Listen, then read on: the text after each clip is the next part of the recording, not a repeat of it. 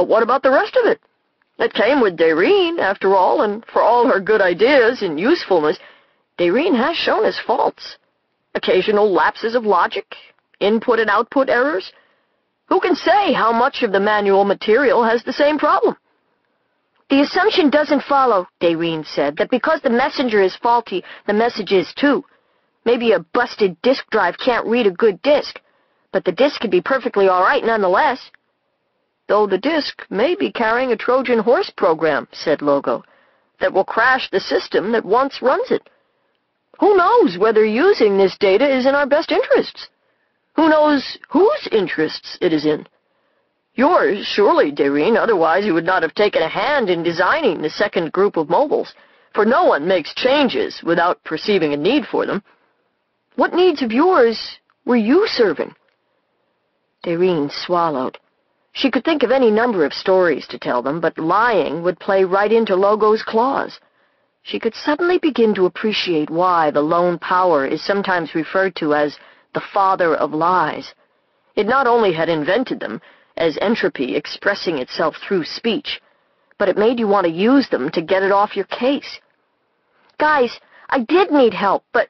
Ah, the truth comes out, said Logo. I still need it, Dairine said, deciding to try a direct approach. Troops, that power that invented entropy is after me. It's on its way here. I wanted to ask your help to find a way to stop it, to defeat it. Ask, Logo said. Maybe demand would be closer.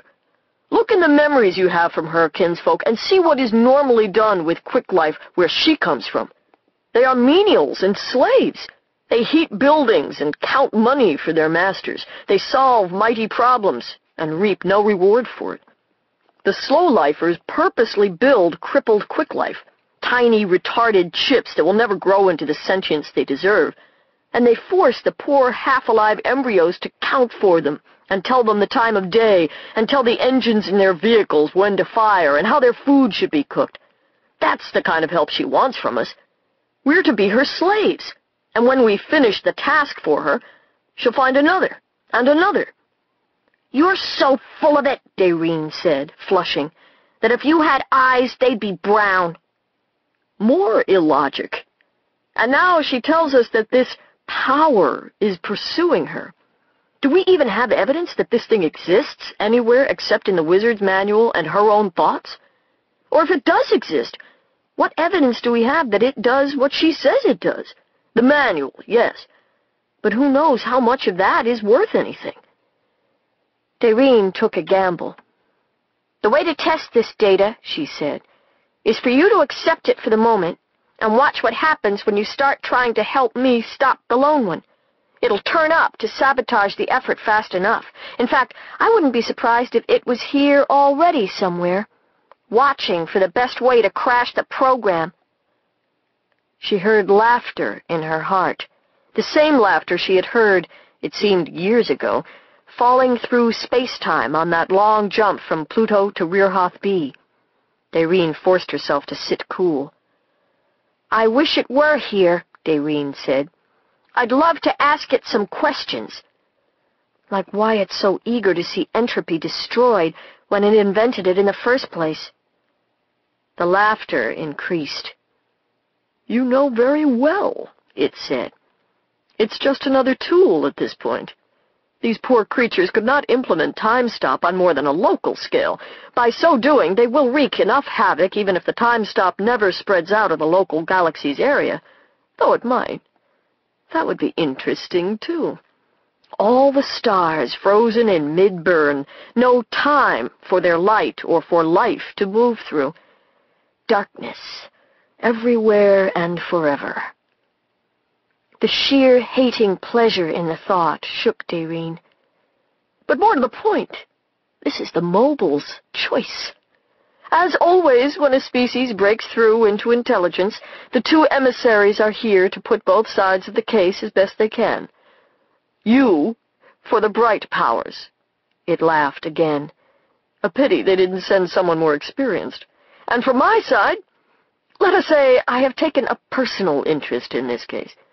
These people have such potential for making themselves and the universe wretched, though truly I hardly need to help most species to manage that. They do it so well. Yours in particular." Laughter shook it again. For all her good resolve, Dairine trembled with rage.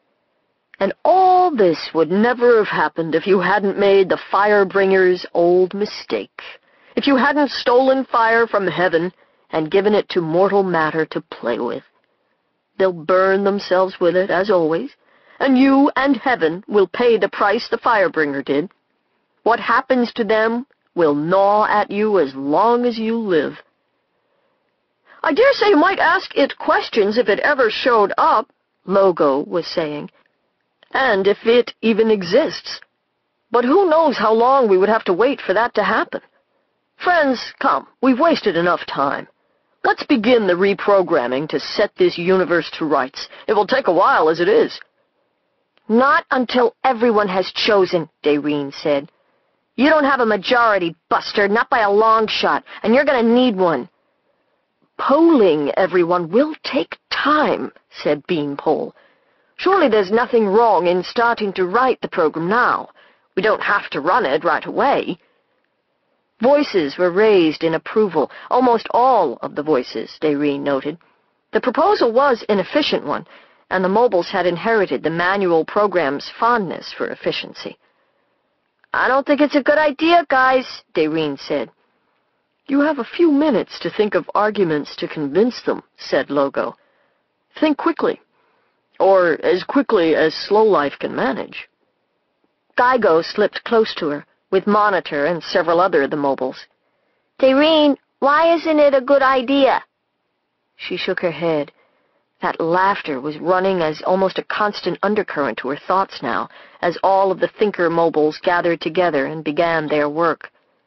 "I can't explain it, but when you play chess, any move that isn't an attack is lost ground, and giving any ground to that one—" She fell silent, catching sight of a sudden crimson light on the horizon. The sun was coming up again, fat, red, dim as if with an earthly sunset, and the light that had looked gentle and rosy earlier now looked unspeakably threatening. "Geigo, you're connected to all our friends here. How many of them are on my side at the moment?" 612. "How many are with Logo?" 783. "And the rest are undecided?" 506. She bit the inside of her mouth and thought, maybe I should just hit Logo with a rock. But no, that would play into its hands, since it had already set her up as unreliable. And could she even destroy Logo if she tried? She had designed the mobiles to last, in heavier gravity than this and at great pressures. A rock would probably bounce. No matter, anyway. Demonstrating death to the mobiles would be the best way to convince them to remove entropy from the scheme of things. Forget that. She thought hard for a long time. I'm out of arguments. I don't know what to do. And even if I did, it's in my head. It can hear me thinking. Can't you? Soft laughter, the color of a coal sack nebula. This would never have happened if I'd read the docs, if I'd taken the time to learn the wizardry the way Nita did. The admission was bitter. Nonetheless, Dairine stared at the apple, sitting alone not too far away from her. There was still a chance. She knew about too few spells as it was, but it occurred to her that the hide facility might have something useful to her. She ambled over to the computer, Geigo following her, and sat down and reached out to the keyboard. The menu screen blanked and filled with garbage. Dairine looked over her shoulder. Logo was sitting calmly some feet away. The thinkers are using the manual functions to get the full descriptions of the laws that bind entropy into the universe, it said. I doubt that poor little machine can multitask under such circumstances. And besides, you cannot wad up one of the powers and shove it into a non-retrievable pocket like an empty cold-cut package. You are well out of your league, little mortal. Probably not, Dairine said, trying to sound casual, and got up again and ambled off. "I've got a little time, maybe a few minutes." The mobiles could process data faster than the fastest supercomputers on Earth, but even they would take a few minutes at what they intended. Of all governing time and space, the 3 laws of thermodynamics would be hardest to restructure. Their makers had intended them to be as solid a patch on the poor, marred universe as could be managed. Wizards had spent whole lifetimes to create the spells that managed even to bend those laws a little. But relatively speaking, the mobiles had lifetimes. Data processing that would take a human years would be achieved in a couple of milliseconds. So I need to do something fast, and preferably without thinking about it. Dairine shook. "You're going back and forth," Gygo said from down beside Dairine's knee. Dairine bit one knuckle. Admit fear? Admit weakness? But Gygo had admitted it to her. And what harm could it do, when she would likely never think another thought after a few minutes from now? Better the truth, and better late than never. She dropped down beside Gygo and pulled it close. "I sure am, small stuff," she said. "Aunt Dairine has the shakes in a bad way." "Why? What will happen if we do this?" Dairine opened her mouth to try to explain a human's terror of being lost into endless non-being, that horror at the bottom of the fear of anesthesia and death, and the image of countless stars going out, as the Lone One had said, in mid-fire, their light powerless to move through space without time, a universe that was full and alive, even with all its evil, suddenly frozen into an abyss as total as the cold before the Big Bang. She would have tried to talk about this, except that in her arms Dairine felt Gygo shaking as hard as she was shaking with her own shaking, as if synchronized. "No," she heard it whisper. "Oh, no. They're inside my head, too. Physical contact." Dairine felt the mere realization alert something else that was inside her head. That undercurrent of wicked laughter abruptly vanished, and the inside of her mind felt clean again. "This is it," she thought. "The only chance I'm going to get." "Gygo," she said, "quick! Tie me into the motherboard the way the mobiles are tied in." "But you don't have enough memory to sustain such a contact." "Do it! Just do it!" "Done," she heard one of the thinkers say, and then Logo said, hurriedly, angrily, "The mobiles are pulled, and—" But it was too late. Even sentient individuals who reason in milliseconds take 10 or 12 of those to agree. It took only one for Gygo to close the contact and make a mobile out of Dairine. Somewhere, someone struck a bass gong. The sound of it went on, and in the immense sound, Dairine fell over, slowly, watching the universe tilt past her with preternatural slowness. Only that brief flicker of her own senses was left her, and the bass note of one of her heartbeats sounding and sounding in her ears. Other senses awakened, filled her full.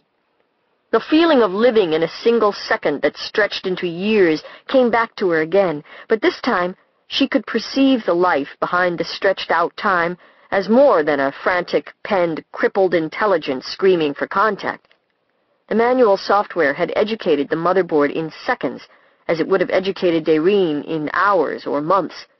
The motherboard had vast knowledge now, endless riches of data about wizardry and the worlds. What it did not have was first-hand experience of emotion, or the effects of entropy, or the way the world looked to slow life. "Take it. Take it all. Please take it. They have to choose, and they don't have the data, and I don't know how to give it to them, and if they make the wrong choice, they'll all die. Take it!"